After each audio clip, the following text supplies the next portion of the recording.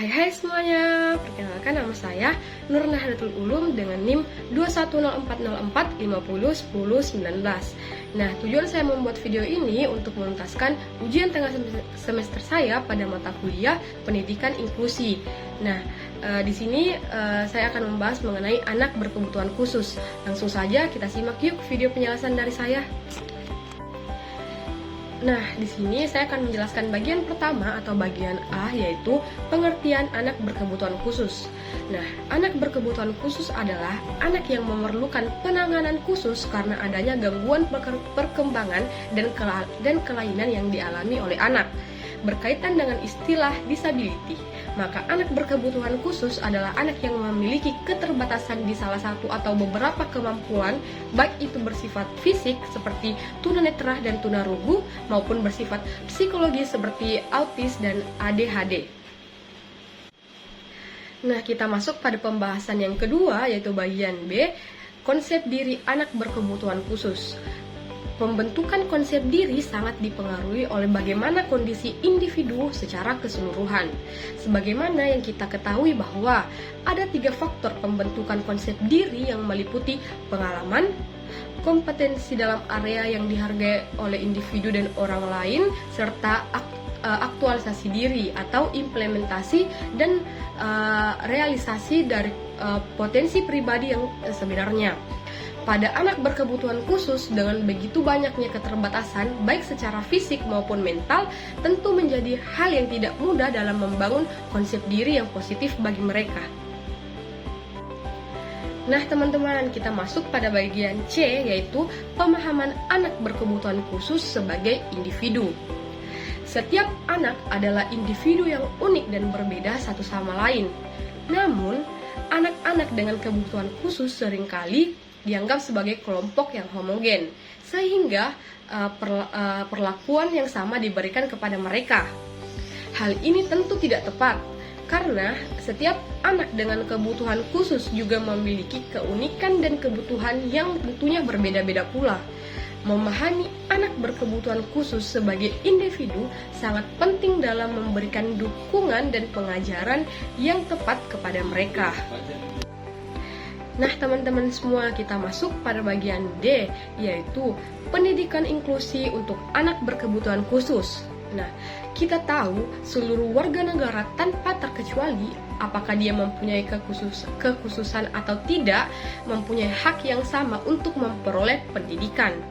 Hal ini dijamin oleh Undang-Undang Dasar pada 1945 pasal 31 ayat 1 yang mengumumkan bahwa tiap-tiap warga negara berhak mendapat pengajaran.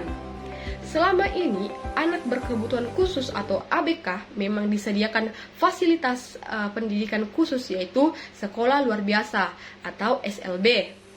Namun disadari atau tidak, didasari sistem pendidikan SLB telah membangun tembok eksklusivisme karena membatasi bertemu dan bergaulnya anak berkebutuhan khusus dengan anak normal lainnya.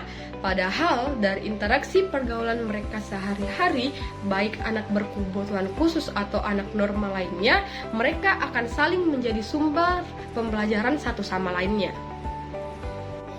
Nah, menyekolahkan anak berkebutuhan khusus di sekolah-sekolah inklusi adalah bagian dari kecerdasan emosional dan tingginya paradigma pemikiran kita, mempersepsikan bahwa anak dengan kekhususan ini memiliki cara belajar berbeda dan berpotensi untuk berkembang juga, selayaknya manusia kebanyakan. Persepsi seperti ini seharusnya dimiliki oleh setiap manusia. Selain sebagai wujud pengabdian kita terhadap Allah yang telah menciptakan manusia secara berbeda-beda, Allah juga menginginkan kita untuk saling berkasih sayang satu sama lain. Dan ini merupakan bagian dari cara kita memahami bahwa setiap kita sejatinya sama-sama manusia, sehingga walaupun anak berkebutuhan khusus boleh jadi tampak berbeda, ini bukan berarti kita boleh membeda-bedakan mereka.